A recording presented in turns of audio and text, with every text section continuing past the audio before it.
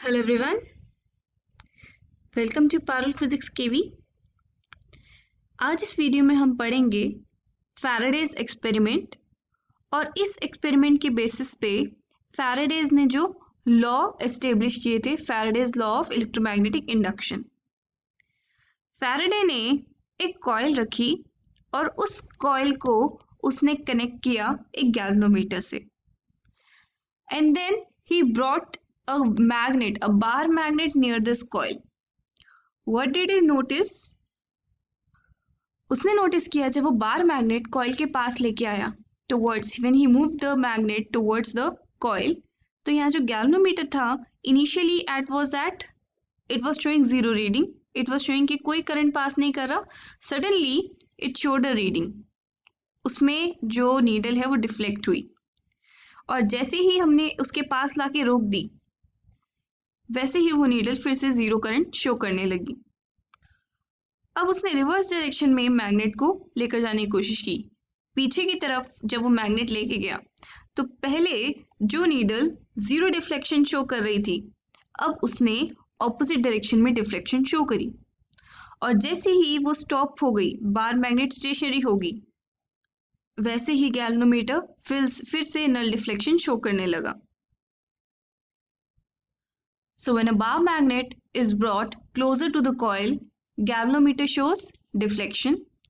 When bar magnet is taken away from the coil, galvanometer again shows deflection but in opposite direction.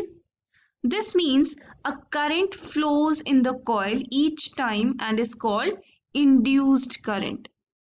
Galvanometer तभी deflection show करता है जब इस circuit में से कोई ना कोई करंट पास कर रहा हो। एक टाइम पे करंट इस डायरेक्शन में फ्लो कर रहा था तो दूसरी टाइम पे वो इन रिवर्स डायरेक्शन में फ्लो कर रहा है। इस तरह के करंट को जो बिना बैटरी के प्रोड्यूस हो रहा है just by the changing magnetic field, ये जो मैग्नेटिक फील्ड लाइंस है ये चेंज हो रही है बार मैग्नेट के आगे पीछे होने की वजह से, तो इस तरीके के करंट को हम बोलते हैं induced current.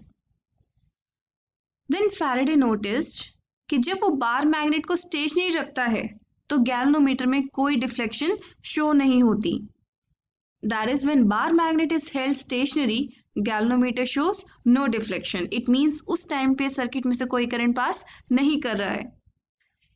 Then he also noticed when both coil and bar magnet move in the same direction with the same speed, again galvanometer shows no deflection.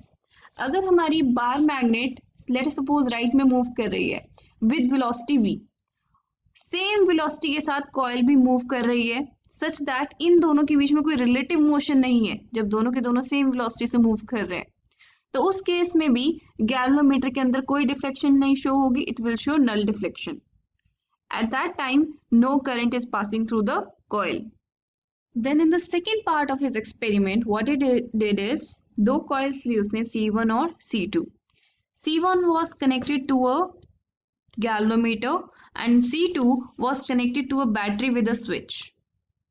जब ये बैटरी क्लोज करी, suddenly galvanometer showed a deflection, दूसरी coil का galvanometer ने deflection show करी। इसका मतलब C1 coil में करंट इंड्यूस हुआ है बिकॉज C2 कॉइल से हमने करंट पास कराया है। Now he open the switch, next step में उसने फिर से स्विच खोला। Again the galvanometer showed deflection but this time in opposite direction. इससे क्या क्लियर होता है? एक बात तो क्लियर होती है कि C2 से C1 का कोई ना कोई रिलेशन है।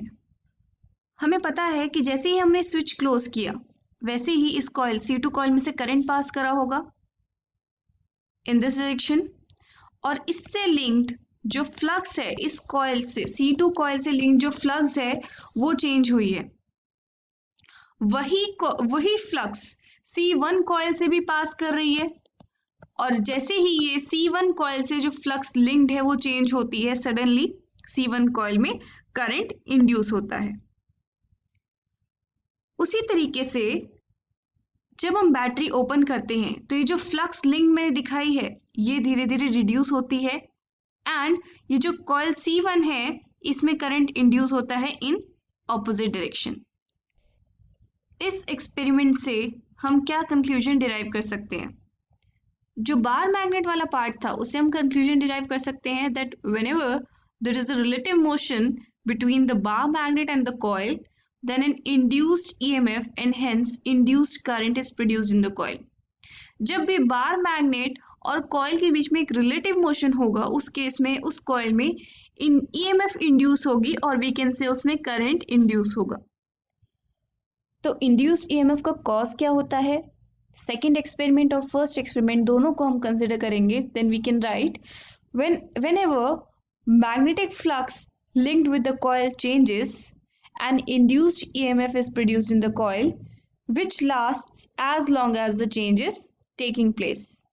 अगर एक कॉइल से रिलेटेड मैग्नेटिक फ्लक्स चेंज होती है, इधर इट डिक्रीजेज और इंक्रीजेज, जब बार मैग्नेट पास आती है तो वो बढ़ जाती है, जब वो दूर जाती है तो कम हो जाती है। सिमिलरली अगर पास में बार मैग्नेट की जगह कॉइल रखी हो तो जब हमने स्विच ऑन किया तो उसमें से फ्लक्स बढ़ जाएगी और जब हम ऑफ करेंगे तो फ्लक्स कम हो जाएगी। तो जब भी flux linked with the C1 changes तो इसके अंदर क्या इंड्यूस होता है? ईएमएफ इंड्यूस होती है और करंट इंड्यूस होता है और वो तब तक रहेगा जब तक ये चेंज होता रहेगा। जैसे ही ये चेंज होना बंद हो जाएगा, जैसे ही मैंने बार मैग्नेट स्टेशनरी कर दी या फिर मैंने स्विच ऑफ कर दिया परमानेंटली, उस केस में गैल्वेनोमीटर कोई डिफ्लेक्शन शो नहीं करेगा और वी कैन से C1 में कोई इंड्यूस्ड ईएमएफ नहीं होगी। So these are the Faraday's laws which he derived on the basis of his experiments.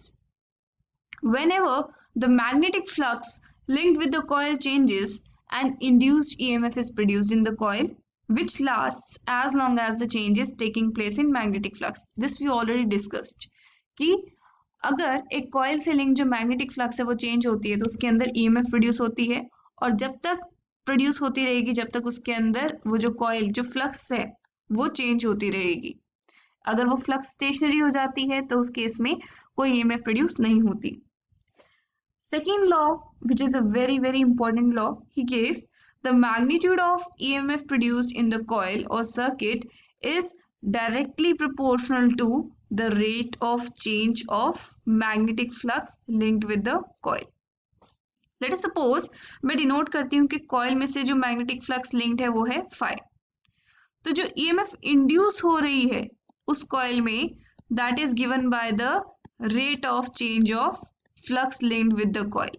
जितनी ज्यादा तेजी से उस कॉइल से लिंक जो फ्लक्स है वो चेंज होगी विद रिस्पेक्ट टू टाइम, उतनी ही ज्यादा उसके अंदर ईएमएफ प्रोड्यूस होगी और वी कैन से उतना ही ज्यादा उसमें करंट प्रोड्यूस होगा। Now why is this negative sign? ये नेगेटिव साइन है because of a law which is known as Lenz's law, about which we will discuss in the next video. I hope Faraday's experiment is clear to you. That's all for now.